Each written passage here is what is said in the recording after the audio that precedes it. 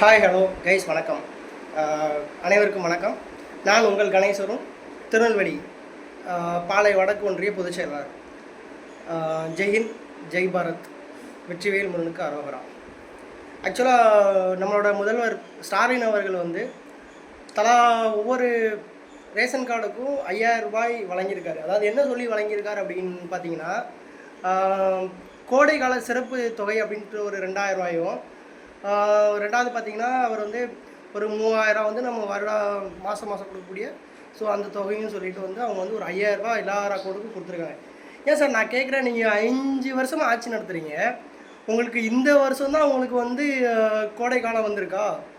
அதுவும் உங்களுக்கு வந்து கோடை காலன்றது வந்து சில குறிப்பிட்ட மக்களை மட்டும்தான் வந்து பாதிக்கப்படையுமா? மற்ற மக்களுக்கெல்லாம் பாதிப்படையாதா? ஏன் சார் இத்தனை ஒரு நலத்திட்டங்கள்லாம் நல்ல பல திட்டங்கள்லாம் செய்யாமல் மக்களுக்கு நீங்கள் அது செய்கிறதுக்கு ஃபண்ட் இல்லைன்னு சொல்லிவிட்டு இப்போ வந்து உங்களுக்கு இதுக்கு மட்டும் எப்படி சார் நீங்கள் ரிசர்வ் பேங்க் ஆஃப் இந்தியாவிலேருந்து நீங்கள் வந்து ஒரு 40 கோடி லட்ச ரூபாய் நீங்கள் கடன் வாங்கி இதுக்கு மட்டும் நீங்கள் எப்படி சார் உங்களுக்கு வந்து கொடுக்குறதுக்கு ஒரு மனசு வந்து நீங்கள் கொடுத்தது வந்து ஒரு ஒரு எலெக்ஷனோட கருத்தில் கொண்டு தான், நீங்கள் தேர்தலோட வாக்கு எண்ணிக்கையை நீங்கள் வந்து அதுக்கு கருத்தில் கொண்டு தான் நீங்கள் வந்து செஞ்சுருக்கீங்க. மக்கள்கிட்ட நீங்கள் இது வரைக்கும் விடியலாச்சு சொல்லியிருக்கீங்க. இது வரைக்கும் விடியாமல் தான் சார் உங்கள் ஆட்சி இருக்குது. இன்னும் விடியல சார், நீங்கள் விடியல சார், நீங்கள் போங்க சார். மக்கள் வந்து சுதாரிக்கணும், மக்கள் வந்து திருந்தணும். என்ன செய்யணும் அப்படின்னா, அதாவது நம்ம வந்து இந்து தெய்வமோ மாதாவோ அண்ணாவோ எல்லா சாமியும் எல்லா தெய்வமும் ஒன்று தாங்க. அதாவது எல்லா மதமும் நமக்கு வந்து என்ன சொல்லி தருதுன்னா, நல்ல விஷயங்கள் தான் நமக்கு வந்து சொல்லிக் கொடுக்குறாங்க, நல்ல நெறிமுறைகளை தான் கற்றுக் கொடுக்குறாங்க. எல்லா மதத்தோட கோட்பாடுகளும் கொள்கைகளும் சற்று மாறுபட்டு இருந்தாலும் எல்லாமே வந்து ஒரே ஒரு நோக்கத்தோடு தாங்க இருக்குது. சரிங்களா? ஆகையால் நம்ம அதை மனசில் கொண்டு என்ன செய்யணும் அப்படின்னா, நமக்கு இடையில கருத்து வேறுபாடுகள் உண்டு பண்ணக்கூடிய இந்த தீய சக்தி திமுகவை வந்து விரட்டி அடிக்கணுங்க.